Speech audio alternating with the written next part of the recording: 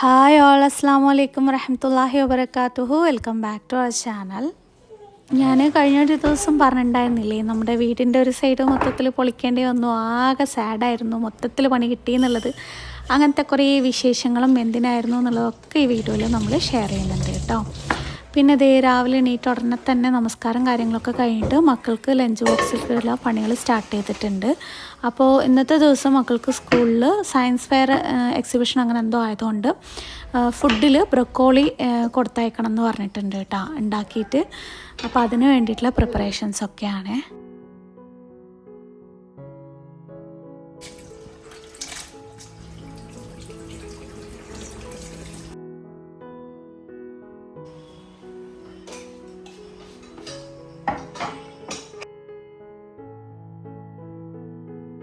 ബ്രൊക്കോളിയും പിന്നെ ഗാർലിക് റൈസുമാണ് നമ്മൾ ഉണ്ടാക്കാനായിട്ട് പോകുന്നത്. അതിനും വേണ്ടിയിട്ട് ബസ്മതി റൈസ് ഞാനിത് വേവിക്കാനും വേണ്ടിയിട്ട് ഇട്ടിട്ടുണ്ട് കേട്ടോ. ഇനിയിപ്പോൾ ബ്രൊക്കോളിൻ്റെ കൂടെ നമ്മൾ പനീറും കൂടെ അതിൻ്റെ കൂടെ ഇടുന്നുണ്ട്. മുട്ട വേണമെന്നുണ്ടെങ്കിൽ അങ്ങനെ ഇടാം, എങ്ങനെ വേണമെങ്കിൽ ഉണ്ടാക്കാം. ഈ ഒരു ബ്രൊക്കോളീൻ്റെ ടേസ്റ്റ് അതേപോലെ നിൽക്കാനും വേണ്ടിയിട്ട് കൂടുതൽ ഇൻഗ്രീഡിയൻസ് ഒന്നുമില്ല, ഭയങ്കര സിമ്പിളായിട്ടാണ് കേട്ടോ ഉണ്ടാക്കുന്നത്. ഒരു കഷ്ണം ബട്ടർ ഇട്ട് കൊടുത്തിട്ട് അതിലേക്ക് ബ്രൊക്കോളി ഇതുപോലെ കട്ട് ചെയ്ത് ഇട്ട് കൊടുക്കുക. ഉപ്പും കുറച്ച് കുരുമുളക് പൊടിയും കൂടി ഇട്ട് കൊടുക്കുന്നുണ്ട്. ഇതിൻ്റെ ലൈറ്റായിട്ടൊന്നിങ്ങനെ കളർ മാറി വരുന്ന സമയത്ത് നമുക്ക് പനീറും കൂടെ ഇട്ട് കൊടുക്കാം കേട്ടോ.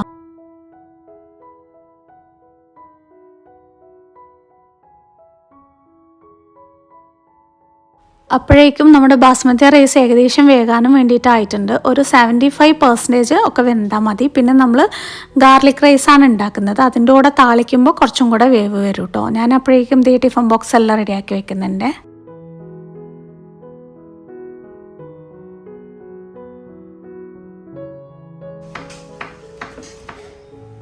ഒരു കടായിലേക്ക് ഒരു കഷ്ണം ബട്ടർ ഇട്ട് കൊടുത്തിട്ട് ഒരു പിടിയോളം ഗാർലിക് അതിലേക്ക് ഇട്ടിട്ട് നന്നായിട്ടൊന്ന് സോട്ട് ചെയ്തെടുക്കുന്നുണ്ട്. ഇത് പിന്നെ ലഞ്ച് ബോക്സിലേക്കുള്ള ഫ്രൂട്ട്സാണ് കേട്ടോ കട്ട് ചെയ്യുന്നത്. പിന്നെ കുറച്ച് മല്ലിയിലയും കൂടെ കട്ട് ചെയ്ത് വെച്ചിട്ട് ഈ റൈസ് എല്ലാം കൂടെ അതിലേക്ക് ഇട്ടിട്ട് നന്നായിട്ടൊന്ന് മിക്സ് ചെയ്തെടുത്തിട്ട് ഏറ്റവും ലാസ്റ്റ് മല്ലിയില ഇട്ടിട്ട് ഒന്ന് മൂടി വെച്ച് കഴിഞ്ഞാൽ നമ്മുടെ ഗാർലിക് റൈസും കൂടെ റെഡിയാണ്.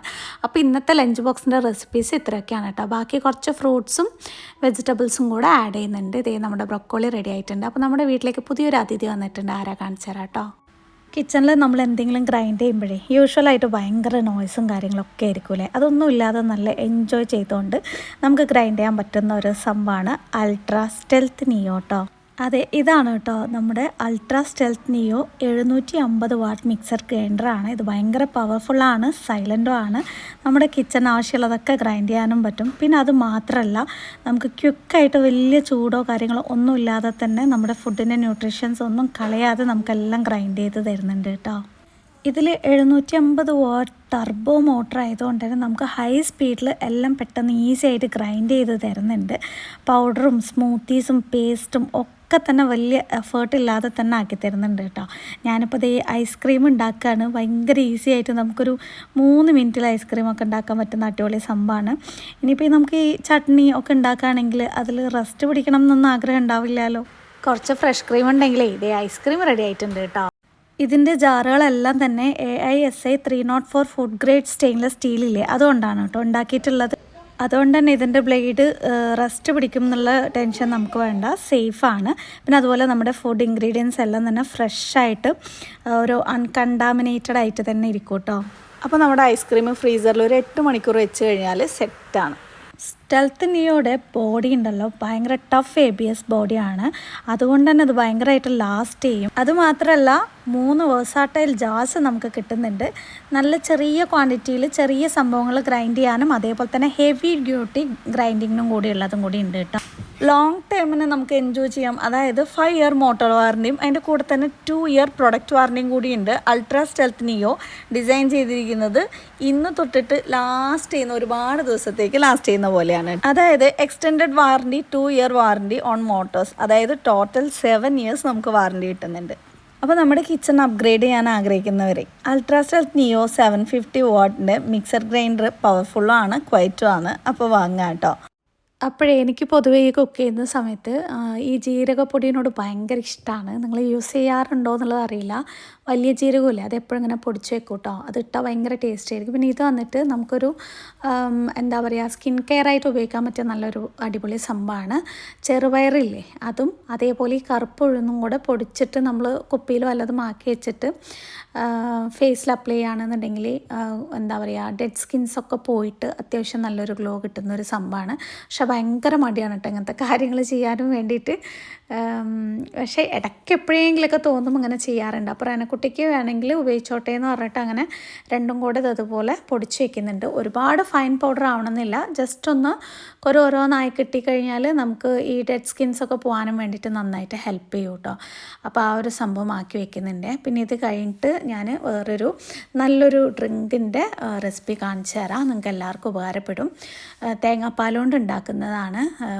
എന്താ പറയുക നമുക്ക് വെയിറ്റ് ലോസ് ആഗ്രഹിക്കുന്നവർക്ക് അങ്ങനെയും വേണമെങ്കിൽ കഴിക്കാം. അതുപോലെ കുട്ടികൾക്കൊക്കെ ഈവനിങ് സ്നാക്കായിട്ട് കൊടുക്കാൻ പറ്റിയ നല്ലൊരു സംഭവമാണ്. അപ്പോൾ ഞാനിത് കുറച്ച് തേങ്ങ വന്നിട്ടൊന്ന് മിക്സിയിൽ ജസ്റ്റ് ഒന്ന് അടിച്ചെടുക്കുന്നുണ്ട്. അതിന് ശേഷം അതിൽ കുറച്ച് ചുടുവെള്ളം ഒഴിച്ചു കൊടുക്കുന്നുണ്ട്. അപ്പോൾ തേങ്ങാപ്പാൽ നമുക്ക് പെട്ടെന്ന് കിട്ടും കേട്ടോ. അതിനും വേണ്ടിയിട്ടാണ്. ഇതുപോലെ അടിച്ചെടുത്തതിന് ശേഷമാണ് അതിലേക്ക് വെള്ളം ഒഴിച്ചു കൊടുത്തിട്ട് നന്നായിട്ട് തേങ്ങാപ്പാൽ എടുക്കുക. ചുടുവെള്ളമാകുമ്പോൾ നമുക്ക് പെട്ടെന്ന് കിട്ടും എന്ന് തോന്നുന്നു. പിന്നെ തേങ്ങ ചിരവാനുള്ള മടി കൊണ്ട് ഇങ്ങനെ കട്ട് ചെയ്ത് വെച്ചിട്ടുണ്ടാകും. അപ്പോൾ അതുകൊണ്ട് നമുക്ക് പെട്ടെന്നാവുമല്ലോ. അപ്പോൾ അതേ നമ്മുടെ തേങ്ങാപ്പാൽ റെഡി ആയിട്ടുണ്ട്. ഇനി ഇതിൻ്റെ പാലൊക്കെ ഒന്ന് നന്നായിട്ടൊന്ന് എടുക്കട്ടെ കേട്ടോ.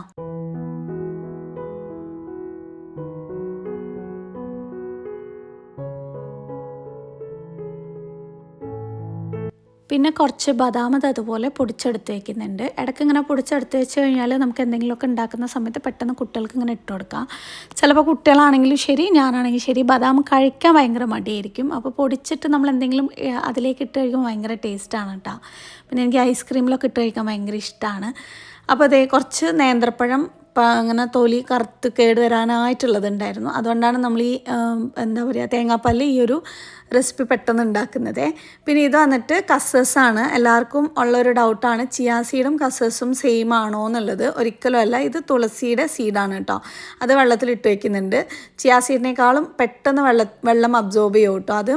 പിന്നെ നമ്മുടെ തേങ്ങാപ്പാലിലേക്ക് കണ്ടൻസ് മിൽക്ക് ആഡ് ചെയ്ത് കൊടുക്കുന്നുണ്ട്. വെയിറ്റ് ലോസ് ആഗ്രഹിക്കുന്നവരാണെന്നുണ്ടെങ്കിൽ കണ്ടൻസ് മിൽക്ക് ആഡ് ചെയ്യണ്ട, അല്ലാതെ തന്നെ കഴിക്കാം. അതിലേക്ക് പിന്നെ നമ്മൾ കട്ട് ചെയ്ത് വെച്ചിരിക്കുന്ന നേന്ത്രപ്പഴം നല്ലോണം പഴുത്തതാണെന്നുണ്ടെങ്കിൽ വെയിറ്റ് ലോസിന് ബുദ്ധിമുട്ടൊന്നും ഇല്ലാത്തൊരു സംഭവമാണ്. പഴുപ്പില്ല എന്നാണെങ്കിലാണ് കേട്ടോ വെയിറ്റ് ലോസൊക്കെ ഭയങ്കര ബുദ്ധിമുട്ടാവുന്നത്, അതായത് വെയിറ്റ് ഗെയിൻ ആവുന്നത്. പിന്നെ ഇതിലേക്ക് നമ്മുടെ കസസും കൂടെ ഇട്ട് കൊടുക്കുന്നുണ്ട്. അതായത് തുളസിയുടെ വിതയാണ്. അതും സൈഡിലേക്ക് ഇങ്ങനെ വെച്ച് കൊടുക്കുന്നുണ്ട്. ഇനിയിപ്പോൾ അടുത്തത് നമ്മുടെ നട്ട്സ് എന്താണോ നിങ്ങളുടെ വീട്ടിലുള്ളത്. അണ്ടിപ്പരിപ്പ് ഉള്ളൂ, ബദാം ഇല്ലയെന്നുണ്ടെങ്കിൽ അത് മതി. ഇനിയിപ്പോൾ നിലക്കടല ഉണ്ടാവില്ലേ അത് മാത്രമേ ഉള്ളൂ എന്നുണ്ടെങ്കിൽ അതാണെങ്കിൽ ജസ്റ്റ് ഒന്ന് ക്രഷ് ചെയ്യുക, അല്ലാന്നുണ്ടെങ്കിൽ മുഴുവനായിട്ട് ഇട്ട് കൊടുക്കുക. പൊതുവേ നിലക്കടല ക്രഷ് ചെയ്ത് കഴിഞ്ഞാൽ ഒരു എണ്ണൻ്റെ മണം വരും. അതില്ലാതിരിക്കാനാണ് മുഴുവനായിട്ട് ഇട്ട് കൊടുക്കാനായിട്ട് പറയുന്നത് കേട്ടോ. ഇനി ഏറ്റവും ലാസ്റ്റ് കുറച്ച് തേൻ ഇതുപോലെ മുകളിലിട്ട് കൊടുക്കുക. എന്നിട്ട് ഇത് അപ്പോഴേക്കപ്പം കഴിക്കുന്നതിനേക്കാളും നല്ലത് ഫ്രിഡ്ജിൽ കുറച്ച് നേരം സ്റ്റോർ ചെയ്തിട്ട് കഴിക്കുമ്പോൾ കുറച്ചും കൂടെ തിക്കായിട്ട് പുഡിങ് പോലെ ഉണ്ടാവും, നല്ല ടേസ്റ്റ് ഉണ്ടാവും കേട്ടോ. ഞാൻ ഒരു 4 ബ്ലൂബെറിയും കൂടി ഉണ്ടായിരുന്നു, അതും കൂടെ സൈഡിൽ ഇതുപോലെ വെച്ച് കൊടുക്കുന്നുണ്ട്. പിന്നെ ഡേറ്റ്സോ അങ്ങനെ എന്തെങ്കിലും ഉണ്ടെന്നുണ്ടെങ്കിൽ ഇതിലേക്ക് കട്ട് ചെയ്തിട്ട് കൊടുക്കുക. അതിൻ്റെ ഉണ്ടായിരുന്നില്ല. സാധാരണ ഞങ്ങൾ വീട്ടിലെപ്പോഴും അമ്മ ഉണ്ടാക്കി തരുന്ന ഒരു സംഭവമാണ് കേട്ടോ. നല്ല വയറ് ഫില്ലാവുകയും ചെയ്യും. എന്താ പറയുക ഹെൽത്തിനും നല്ല ബെനിഫിറ്റുള്ള സംഭവമാണേ.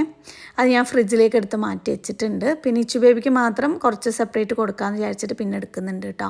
ഇത് വന്നിട്ട് രാത്രിക്കുള്ള കറിയാണ് കേട്ടോ. നമ്മൾ അതിന് ശേഷം ഉണ്ടാക്കാനായിട്ട് പോകുന്നത്. അതിനും വേണ്ടിയിട്ടുള്ള തക്കാളി വെജിറ്റബിൾസ് കാര്യങ്ങളൊക്കെ ഒന്ന് അരിഞ്ഞ് വെച്ചിട്ടുണ്ട്. പിന്നെ ക്യാരറ്റ് വന്നിട്ട് ഇതുപോലെ ഒരു ഷേപ്പിലാണ് ആക്കിയെടുക്കുന്നത്. അപ്പോൾ മക്കൾക്ക് അത് കാണുമ്പോൾ കഴിക്കാൻ ഭയങ്കര ഇൻട്രസ്റ്റ് ആയിരിക്കുമല്ലോ അതിന് വേണ്ടിയിട്ട്.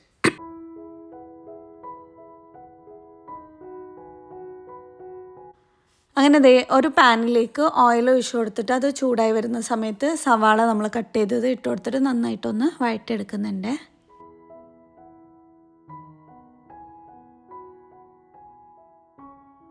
നിങ്ങൾക്ക് പെട്ടെന്നൊരു കറിയൊക്കെ ഉണ്ടാക്കണം എന്നുണ്ടെങ്കിൽ ഇത് ഈസി ആയിട്ട് ഉണ്ടാക്കാനായിട്ട് പറ്റും കേട്ടോ.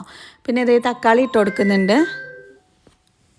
തക്കാളി ചെറുതായിട്ടൊന്ന് വഴണ്ട് വരുന്ന സമയത്ത് ഉരുളക്കിഴങ്ങ് ഒരെണ്ണം ഉണ്ടായിരുന്നു, അത് ക്യാരറ്റ് ഒരെണ്ണം കട്ട് ചെയ്ത് വെച്ചത്, പിന്നെ കുറച്ച് ഗ്രീൻ പീസും കൂടി ഇട്ട് കൊടുക്കുന്നുണ്ട് കേട്ടോ. എന്നിട്ട് ഇത് നന്നായിട്ടൊന്ന് ഒന്ന് വാടി വരട്ടെ. അതിന് ശേഷം നമുക്ക് പട്ട, ഗ്രാമ്പു, ഏലക്ക അതുപോലെയുള്ള മസാലകൾ മൊത്തം പൊടിച്ച് വെച്ച് തേങ്ങാപ്പാൽ മിക്സ് ചെയ്തതിന് ശേഷം ഇതിലേക്ക് ഇട്ട് കൊടുക്കുക. പിന്നെ ഇനിയിപ്പോൾ ഇത് മുട്ടക്കറി ആക്കണം എന്നാഗ്രഹം ഉണ്ടെന്നുണ്ടെങ്കിൽ ഇതുപോലെ മുട്ട ഉടച്ചിട്ട് ഒഴിച്ചു കൊടുക്കുകയാണ് കേട്ടോ ചെയ്യുന്നത്. എഗ് പൗച്ച് പോലെ ആയിട്ട് വരാനും വേണ്ടിയിട്ട്. വെജിറ്റബിൾ കറി ആണെന്നുണ്ടെങ്കിൽ മുട്ട ഒഴിവാക്കാവേ. എൻ്റെ സൗണ്ടിന് എന്തോ കുഴപ്പമുണ്ട് ഗൈസ്.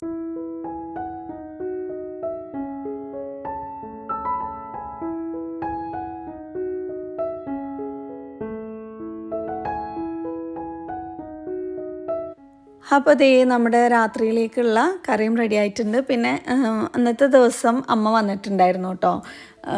കുറേ ദിവസത്തിന് ശേഷമാണ് ആൾ വരുന്നത്. സത്യം പറഞ്ഞാൽ അത്ത ഇല്ലാതായതിന് ശേഷം നോർമലി കൂടുതലായിട്ടാണ് വരേണ്ടത്. പക്ഷെ അമ്മ പിന്നെ തീരെയും വരാറില്ല. വല്ലപ്പോഴും മാത്രം എപ്പോഴെങ്കിലും ഇങ്ങനെ വിളിച്ചു കഴിഞ്ഞാൽ മാത്രമേ വരുള്ളൂ. പിന്നെ വരാതിരിക്കാൻ വേറെ കുറേ റീസണും ഉണ്ടെന്ന് വിചാരിച്ചു. അത് ഞാൻ എന്തായാലും ഈ വീഡിയോയിൽ പറയുന്നുണ്ട് കേട്ടോ. പിന്നെ ഇനി അടുത്ത് നമുക്ക് കറിയൊന്നും ഇല്ല ഉച്ചയ്ക്ക്, പെട്ടെന്ന് അല്ലെങ്കിൽ കഞ്ഞി ഉള്ളൂ എന്നൊക്കെ വിചാരിക്കുകയാണെന്നുണ്ടെങ്കിൽ തൈരുണ്ടെങ്കിൽ നമുക്ക് പെട്ടെന്ന് ഉണ്ടാക്കിയെടുക്കാൻ പറ്റിയ സിമ്പിളും ഭയങ്കര ഹെൽത്തിയും ടേസ്റ്റി ആയിട്ടുള്ള ഒരു സംഭവമാണ് കാണിക്കാനായിട്ട് പോകുന്നത്. ഒരു കഷ്ണം ബട്ടർ എടുക്കുന്നുണ്ട്. ബട്ടർ തന്നെ വേണമെന്നില്ല, വെളിച്ചെണ്ണ ആയാലും മതി. അതിലേക്ക് സവാള, ജീരകം, കുറച്ച് മുളക് പൊടി, പിന്നെ ഒരു തക്കാളി കൂടി ഇട്ടിട്ട് നന്നായിട്ടൊന്ന് വഴറ്റിയെടുക്കുന്നുണ്ട്. തൈര് താളിച്ചതാണ് കേട്ടോ. തൈര് എന്ന് പറയുമ്പോൾ സിമ്പിളായിട്ട് വിചാരിക്കേണ്ട സംഭവം പൊളി ടേസ്റ്റാണ്. ആവശ്യത്തിന് ഉപ്പും കൂടി ഇട്ട് കൊടുക്കുന്നുണ്ട്. അപ്പോൾ റനക്കുട്ടി ഇത് കണ്ടിട്ട് ഇങ്ങനെ കളിയാക്കുന്നുണ്ടായിരുന്നു. റനക്കുട്ടിയാണ് ഷൂട്ട് ചെയ്തുകൊണ്ടിരിക്കുന്നത്. എന്താണ് മുളക് ചമ്മന്തിയാണോ ഉണ്ടാക്കുന്നതെന്ന് വെച്ചിട്ട്. പിന്നെ ഇതിന് പുളിപ്പില്ലാത്ത തൈരാണ് എടുക്കുന്നത് നല്ലത്. ഇതുപോലെ നന്നായിട്ട് ബീറ്റ് ചെയ്തിട്ട് സോഫ്റ്റ് ആക്കി എടുക്കുക തൈരിനെ.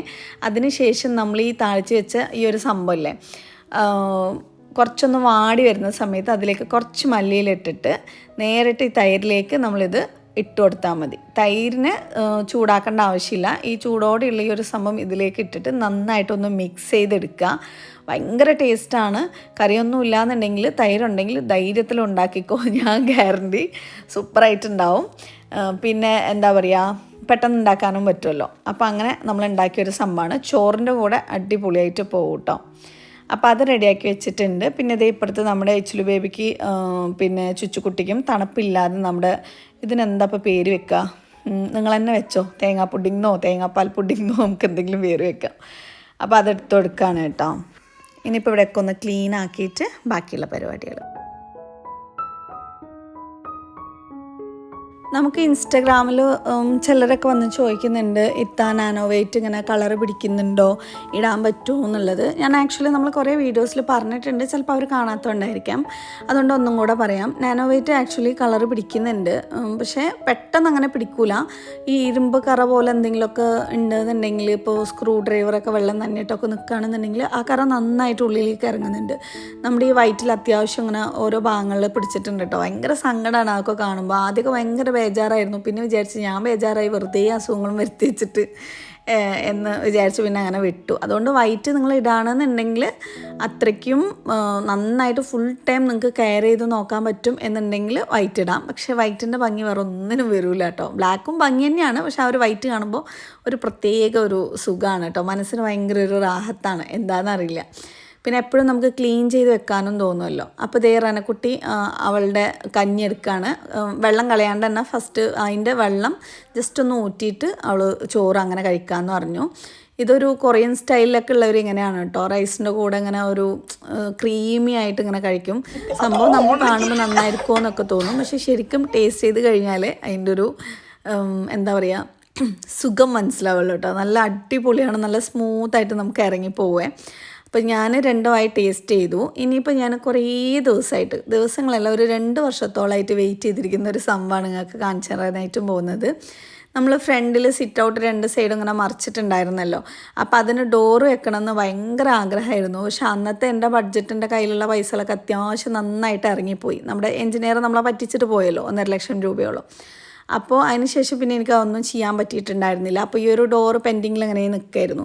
അപ്പോൾ ഇത് ശരിക്കും 2 വർഷത്തോളമായിട്ടാണ്. 2 വർഷത്തിന് ശേഷം ഞാൻ ആ ഡോറിൻ്റെ പണി സ്റ്റാർട്ട് ചെയ്യാമെന്ന് പറഞ്ഞിട്ട് അങ്ങനെ പെട്ടെന്ന് എൻ്റെ ഒരു കസിൻ തന്നെയാണ് ഈ വർക്ക് ചെയ്യുന്നത്. അപ്പോൾ അവനെ വിളിച്ചു വരുത്തിയിട്ട് അളവൊക്കെ എടുക്കാൻ പറഞ്ഞു. 2 ദിവസത്തിൻ്റെ ഉള്ളിൽ ആളുണ്ടാക്കി തന്നു കേട്ടോ. നല്ല അടിപൊളി സ്റ്റൈലുണ്ട്. ഇങ്ങനെ കാണുമ്പോൾ ഒരു യൂറോപ്യൻ സ്റ്റൈൽ ആ ഒരു ലുക്ക് വരും കേട്ടോ. നമ്മുടെ ആ ഒരു മൊത്തത്തിൽ പുറത്തുനിന്ന് നമ്മുടെ വീട് കാണുമ്പോൾ പിന്നെ ഒരു 2-3 കിറ്റും കൂടെ ഫുഡ് കിറ്റും കൂടെ നമുക്ക് അയക്കാനുണ്ടായിരുന്നു.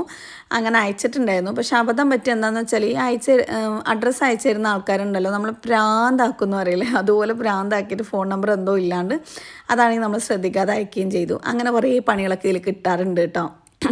പക്ഷെ ഇപ്പം അയക്കുന്നില്ല. മാസം ആ സാധനം വാങ്ങുമ്പോൾ മാത്രമാണ് അതിൻ്റെ പ്രോസസ്സ് നടക്കുന്നത്. പിന്നെ ഞാൻ അന്ന് പറഞ്ഞില്ലേ, നമ്മുടെ വീടൊക്കെ ഇങ്ങനെ ഒരു സൈഡ് മൊത്തത്തിൽ പൊളിക്കേണ്ടി വന്നു എന്നുള്ളത്. സംഭവം എന്താണെന്ന് വെച്ചാൽ ഈ പറഞ്ഞ പോലെ തന്നെ 2 വർഷമായിട്ട് നമുക്ക് ഈ ടോയ്ലറ്റിൻ്റെ എന്തോ ഒരു പ്രോബ്ലം, മൊത്തം നിറഞ്ഞിട്ട് വരുന്നൊരു പ്രോബ്ലം ഉണ്ടായിരുന്നു. അവസാനം 1 വർഷത്തോളമായി ഒരു ടോയ്ലറ്റ് മാത്രമാണ് യൂസ് ചെയ്യുന്നത്. അതും നിറയാൻ തുടങ്ങിയപ്പോൾ തീരെ വഴിയില്ലാണ്ടായി. പിന്നെ വീട് മുഴുവൻ സ്മെല്ലടിക്കാൻ തുടങ്ങി. അപ്പം എൻ്റെ ആങ്ങള വന്ന സമയത്ത് എന്തൊരു വൃത്തിയിട്ട സ്മെല്ലാണ് വീടിനകത്ത് എന്ന് പറഞ്ഞിട്ട് അപ്പം പെട്ടെന്ന് അപ്പം തന്നെ ആളെ വിളിച്ച് വരാനായിട്ട് പറഞ്ഞു. അവരപ്പം തന്നെ വന്നു കേട്ടോ. വന്ന് നോക്കിയിട്ട് ഓക്കെ നിറഞ്ഞിട്ടുണ്ടാവും എന്ന് വിചാരിച്ചിട്ട് ആ ഒരു ഭാഗം മാത്രമേ ആദ്യം പൊളിച്ചിട്ടുണ്ടായിരുന്നുള്ളൂ. പൊളിക്കണ്ട, അത് മണ്ണും ജസ്റ്റ് ഒന്ന് മാറ്റിയിട്ട് പൊക്കി നോക്കിയപ്പോൾ നിറഞ്ഞിട്ടില്ല. അപ്പോൾ ശരി, ഏതായാലും വന്നതല്ലേ, അത് എടുക്കുക, ചിലപ്പോൾ ബ്ലോക്ക് ആയിരിക്കും എന്ന് പറഞ്ഞിട്ട് അവർ ബ്ലോക്ക് എടുക്കാമെന്ന് പറഞ്ഞിട്ട് നോക്കിയിട്ടുണ്ടല്ലോ, ചേമ്പർ തപ്പി അവിടെ ടൈൽസ് മൊത്തം പൊളിച്ചിരിക്കും. ഓരോ ഭാഗത്ത് നമ്മൾ എത്രത്തോളം കഷ്ടപ്പെട്ടിട്ടാണ് ഈ ടൈൽസ് ഇട്ടെന്നുള്ളത് നമുക്കെല്ലാം അറിയില്ല. എനിക്കിവർ ഓരോ ഭാഗം പൊളിക്കുന്ന സമയത്ത് ഇങ്ങനെ നെഞ്ച് വേദന എന്നൊക്കെ പറയില്ലേ, അതുപോലെ ഭയങ്കര സങ്കടമായിരുന്നു കേട്ടോ. ഇവർ തോന്നുന്ന ഭാഗത്തൊക്കെ ഈ വലിയ കടപ്പാരയും വെച്ചിട്ട് ഇങ്ങനെ കുത്തി അവസാനം മൊത്തത്തിൽ എവിടെയും ചേമ്പർ എവിടെയെന്ന് കണ്ടുപിടിക്കാനും പറ്റിയില്ല ഉള്ളിൽ. പിന്നെ നോക്കിയപ്പോൾ പുറത്തുള്ള ഒരു ഭാഗത്ത് പണ്ടത്തെ പഴയ ഈ സിമെൻറ്റ് പൈപ്പിൽ അതാണ് അടവാണ്, അത് അടവെടുക്കാനും പറ്റില്ല എന്ന് പറഞ്ഞു. അവസാനം ആ പൈസയും പോയി, മൊത്തത്തിലെല്ലാം പോയി.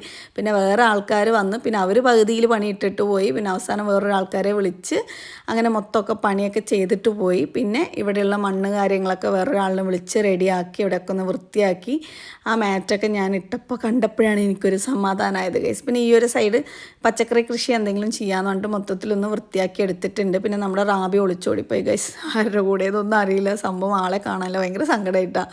അവൾ പോയ സമയത്ത് നമ്മുടെ കൂടെ ഇത്രയും കാലമുള്ള ഒരു ജീവനല്ലേ, ഡെയിലി അപ്പുറത്ത് പോയിട്ട് റാബി എന്ന് വിളിച്ചു നോക്കും, ഒരു ചത്തും ചൂരും ഇല്ല. അപ്പോൾ എന്തായാലും അവിടെ എവിടെയെങ്കിലും ജീവിച്ചിരിക്കുന്നുണ്ടാവുമെന്ന് വിചാരിക്കുന്നു. പിന്നെ ആ ഭാഗം മൊത്തത്തിലൊന്ന് ശരിയാക്കി ഇനിയിപ്പോൾ ടൈലിടാമെന്ന് വിചാരിച്ച് ഇതുപോലെ 2-3 വർഷം ഇങ്ങനെ നീണ്ടുപോകും. അപ്പോൾ അതിനേക്കാളും നല്ല കുറച്ച് സിമെൻറ്റ് വാങ്ങിച്ചു കൊടുത്തിട്ട് തൽക്കാലം ഒന്ന് മൂടിയിട്ട് അതിൻ്റെ മുകളിൽ മാറ്റ് ഇടാമെന്ന് വിചാരിച്ചു കേട്ടോ. നമ്മുടെ ഒരു കോട്ടയാടിൻ്റെ ഭാഗം. പിന്നെ ഇത് നമ്മുടെ പഴയ അക്വേറിയമാണ്, ചത്തെടുക്കുന്നുണ്ടായിരുന്നു. അപ്പോൾ ഞാൻ വാശി പിടിച്ച് ഇന്ന് തന്നെ പുറത്തേക്ക് കൊണ്ടുവരണം എന്ന് പറഞ്ഞു. അപ്പോൾ മിക്കവാറും വേണ്ട, അന്നൊരു ദിവസം ആൾക്കാർ വന്നിട്ട് ചെയ്യാം. അപ്പോൾ ഞാൻ പറഞ്ഞു അത് 2 വർഷം മിക്കവാറും എടുക്കും, അതിനേക്കാളും നല്ല ഇപ്പം തന്നെ എല്ലാവരും കൂടെ പിടിച്ചിട്ട് റെഡിയാക്കാമെന്ന് പറഞ്ഞിട്ട് പുറത്തേക്ക് കൊണ്ടുവന്ന് അവനെ ഒന്ന് കുളിപ്പിച്ച് സുന്ദര കുട്ടപ്പനായിട്ട് എടുക്കുകയാണ് കേട്ടോ. ഇനി നമുക്ക് കുറച്ച് ഗപ്പീസൊക്കെ വാങ്ങി ഇതിലേക്ക് ഇടാമെന്ന് വിചാരിച്ചു. സംഭവം വലിയ അക്വേറിയമാണ് കേട്ടോ, 2 ആൾക്കുള്ളിൽ കയറിയിരിക്കുക, അത്രയും വലുതാണ്. ഇത്രയും വലുതിൻ്റെ ആവശ്യം ഉണ്ടായിരുന്നില്ല ആക്ച്വലി. പിന്നെ ഇപ്പുറത്ത് ഈ ഒരു സൈഡിലെ അതും കൂടെ എല്ലാം ഒന്ന് പുല്ല് കാര്യങ്ങളൊക്കെ മുളച്ചിട്ടുണ്ടായിരുന്നു. പണിക്കാരെ വിളിച്ചാൽ പെട്ടെന്നൊന്നും കിട്ടൂല കേട്ടോ, നല്ല പാടാണ്. അങ്ങനെ എങ്ങനെയൊക്കെയോ വിളിച്ച് ആളെ കിട്ടിയപ്പോൾ മൊത്തത്തിൽ പരിസരമെല്ലാം ഒന്ന് വൃത്തിയാക്കി എടുത്തിട്ടുണ്ട്. പിന്നെ അതിന് ശേഷം ഞങ്ങൾക്ക് ഒരു ഷൂട്ട് ഉണ്ടായിരുന്നു. ഇത് വന്നിട്ട് നമുക്ക് കോളേജിലേക്കൊക്കെ പോകാനും വേണ്ടിയിട്ട് നമ്മൾ എടുത്ത ഡ്രസ്സുകളാണ് കേട്ടോ. അപ്പോൾ അതിൻ്റെ ഇൻസ്റ്റാഗ്രാമിലേക്ക് ഷൂട്ട് ചെയ്യാനും വേണ്ടിയിട്ടുണ്ടായിരുന്നു. അപ്പോൾ ഞാനും റനക്കുട്ടിയാണ് ഇട്ടത്. ഈ മഞ്ഞ ഡ്രസ്സ് ഭയങ്കര വലുപ്പം കേട്ടോ. അപ്പോൾ എനിക്ക് എന്തായാലും ഇട്ടാൽ ഞാൻ ചെറുതാണ്. അപ്പോൾ റനക്കുട്ടിക്ക് നോക്കിയപ്പോൾ സെറ്റ് അൽഹംദുലില്ലാ നല്ല അടിപൊളിയായിട്ടുണ്ട് കേട്ടോ. അപ്പോൾ അതിൻ്റെ ഷൂട്ടാണ്. നിങ്ങൾക്ക് ഇതുപോലെയുള്ള ഡ്രസ്സ് കാര്യങ്ങളൊക്കെ എന്തെങ്കിലും എടുക്കണം എന്നൊക്കെ ഉണ്ടെന്നുണ്ടെങ്കിൽ നമ്മൾ ഇൻസ്റ്റാഗ്രാമിൽ നമ്മൾ ഇങ്ങനത്തെ വീഡിയോസൊക്കെ ഇടുന്നുണ്ട്. ജസ്റ്റ് എൻ്റെ ഇൻസ്റ്റഗ്രാം പോയി ഫോളോ ചെയ്തോ. അപ്പോൾ അങ്ങനത്തെ വീഡിയോസിൽ അതിൻ്റെ ഡീറ്റെയിൽസ് കാര്യങ്ങളൊക്കെ വരും.